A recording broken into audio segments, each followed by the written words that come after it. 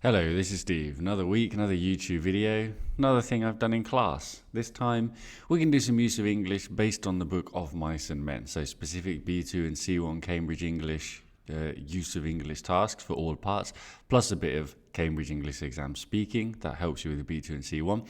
And a little recommendation of a book that I have read more times than I can count. If I've been at this school for 8 years now, and I've read it twice with 2 classes pretty much every year, plus by myself as a younger man, because it's a classic book and I love John Steinbeck. Well, it's a good book. That's why I've read it that many times, because it's a good book. And it still moves me to my very core. It's an emotional book. It's a book with great themes. So you can probably read this if you're looking at C1 level of English by yourself, B2 with a bit of help.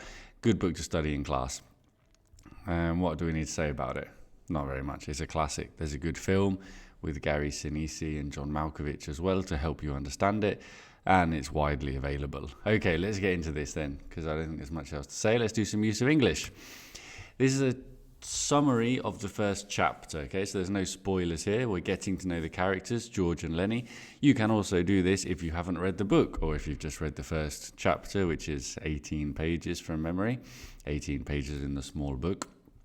But anyway, you don't need to have read it to do this use of English.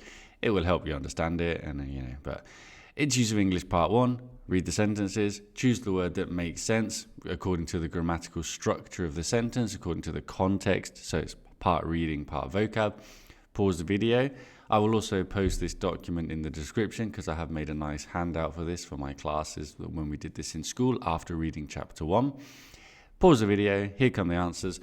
If you got them wrong, if you got any wrong, please note down why it's wrong with an explanation of why it's wrong, because that is the point of doing activities like these, is to learn new expressions and to understand. And that's how your brain works, isn't it? If you note down the real expression you needed, you might remember it for next time. Okay, so number 1's going to be along, because you walk along a river with someone. You can't really walk through a river. It doesn't make sense that they'd be walking through a river to go to work. And the other ones don't fit, do they? They're walking next to, by the river. Where is the job? At a nearby ranch. We had this a couple of weeks ago, but we need an adjective. That means something is close to something to describe a place. Nearby is going to fit very nicely. George is in charge. That's the expression that means he's the boss. He's the authority figure, because Lenny's not so smart. This is the key feature of their relationship if you read and understand the book. Lenny doesn't behave the way a normal grown man does. Behave because we're talking about how he acts in general. Number 5, he likes to pet soft things. Again, hopefully that's the only one that fits the context. If he's got a mouse that he's been petting, it's soft. It's not really comfy or gentle, is it? Those are similar words, but they don't describe the texture of something like the fur of a mouse. You shouldn't carry dead animals around. That's a nice question. Sometimes I make these, obviously these are all original resources that I've made. Don't remember where I found this plot summary, probably on some study cheat website, so thank you to all of those random websites. But then I made the questions, and that's a nice one. You carry it around with you, because the context is they are moving around, as we know, going to work, so they're moving around, and he's carrying it around with him. So that's the word that fits. Number 7, another good question, real English that I have seen on B2 and C1 exams. The only word that fits is seek, because you look for or search for or chase after, although you're not really chasing firewood, are you? Because it's not moving. But seek, meaning look for, with no preposition, so it fits. And the last one, again, context. George is small and thin, Lenny's tall and heavy. We need a word, a single word that shows contrast is going to be while. If it was however, we'd need commas or full stops. If it was despite, we'd need the gerund, despite Lenny being, something like that. So while fits. There's part 1, marks out of 8. Treat this as a complete use of English exam to see your score, saying I should be getting 60% for B2 and probably 75-80% if I want to be doing C1, because some of these questions are a bit easy for C1, although some of them are real C1 questions as well. Let's move on to part 2, which is a continuation of the summary of the first chapter about George and Lenny. We're still comparing George and Lenny. In part 2, you need to complete the blanks, but there are no options. They are common grammatical words for the answers. Pause the video and try and answer them. Now I'm going to tell you the answers, and you are hopefully going to understand why these are the answers, and add your part 2 notes in your well-organized documents where you are studying for your B2 or C1 exam, and you have part 2, useful phrases.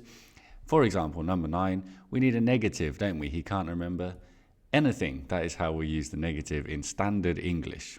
Can't remember anything. How are they dressed? Identically. They're dressed the same. Context. George and Lenny have known, this one's an easy one, isn't it? Each other. That's how we say something is mutual. We have done it to each other. We have known each other. Number 12, his aunt used to take care of him. Take care, phrasal verb, that we should definitely know for B2 and C1.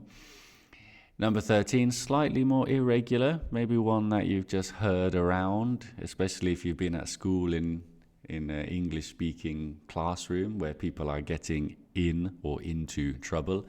You shouldn't get into trouble, an expression for, having problems and so on. Number 14, what a classic question. We teach you this so many times for exams, and then it's really used in English. What happened in Weed? This is the town where Lenny tried to touch a woman's dress. It's the town, it says, that was called Weed, and that's the town, so it's a place, so it's where. Number 15, you cause someone to do something, easy. And number 16, sentence context. They assumed Lenny was trying to do something because we're saying what happened. So they assumed he was trying. Past continuous. Mark out of 8 for part 2.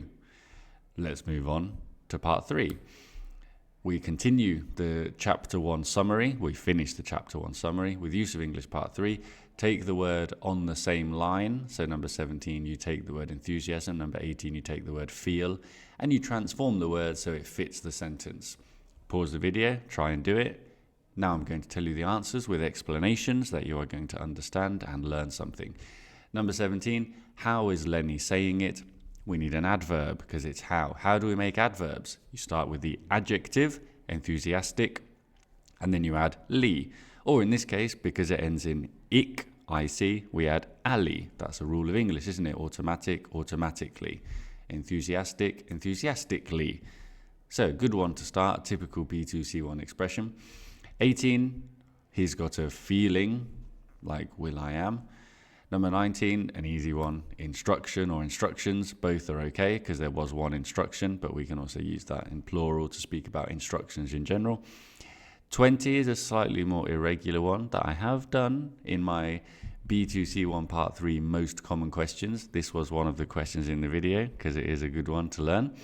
Apparent, if something appears clearly, obviously, it is apparent. It is clear that. 21, great question for context. They live where they work, i.e. they don't have a home. They are basically homeless. Great question. I mean, sometimes I make some nice questions here. I made this a couple of years ago for my class. I'm now just posting it on YouTube because it's come time to study it again. And I look back and say, wow, good question. 22, they don't want to be dependent on work. They want to be independent, so they don't want to be dependent. Be careful with the context. 23, anxiety, anxious, slightly irregular spelling, but you should know that one because there's not really any other transformations with anxious and anxiety. And 24, significant role, signify, significant, significantly, insignificant, all these useful words for part 3. Okay, final part of the use of English. Keep your score, keep noting down new expressions. You should have a score out of 24 so far. We're going to finish with part 4 questions for 8 more marks. These are 2 marks each. Obviously in the exam there's 6. But as I've said before in these videos, these are really difficult to make and I don't have time. I'm a full-time teacher with a 2-year-old baby and a desire to run and read many books and cook nice food. I don't have time to make these questions. They take so long. So I've made 4 that are all related to of mice and men. You're going to have 5 words maximum for these, okay?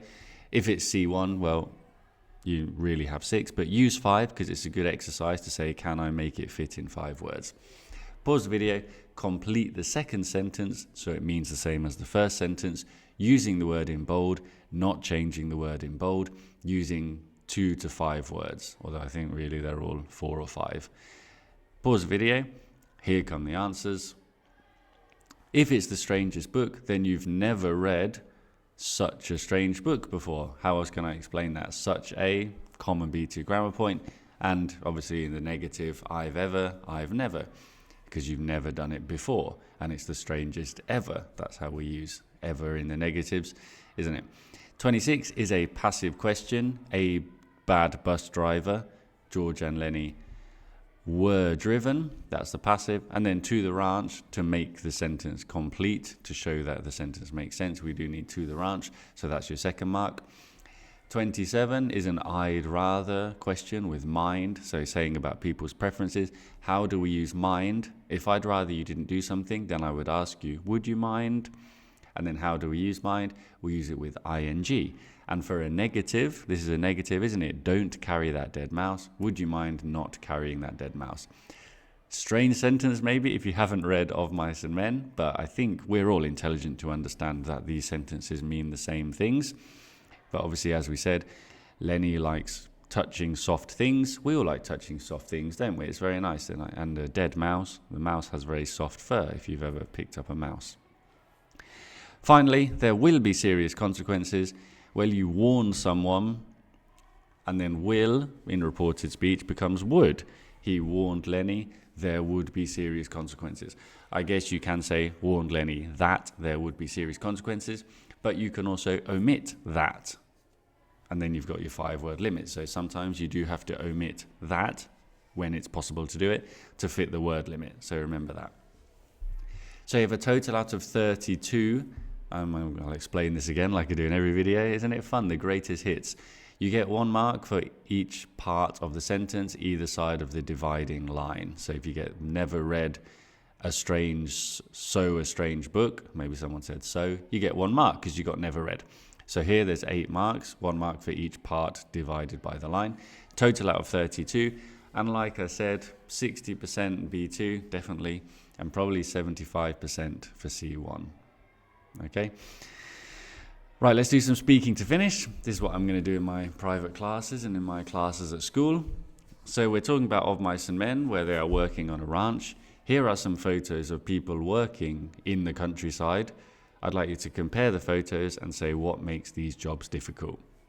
Speak for 1 minute, record yourself, say things, well, do it.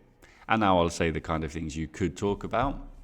Because for me, well, the obvious thing to talk about is the fact that you're outside a lot, that it's physical work, that it requires some skill to do it properly, but mainly that it's going to be hard work with long hours.